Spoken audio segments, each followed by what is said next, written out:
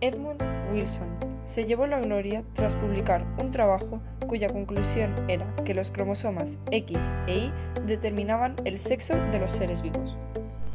Jerome Carney y su colaborador consiguieron el premio Nobel tras determinar la estructura tridimensional de las moléculas.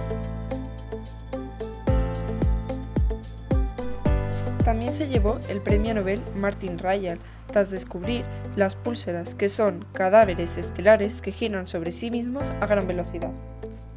Todo esto habría sido posible, pero la realidad fue otra. Que fue Natty Stevens la que concluyó que los cromosomas X e Y son los que determinan el sexo de los seres vivos, y fue Isabella Carlyle la que desarrolló unas técnicas para determinar la estructura tridimensional de las moléculas. Y por último, fue Jocelyn Bell Barner la que descubrió las púlsaras realizando su tesis doctoral en Cambridge.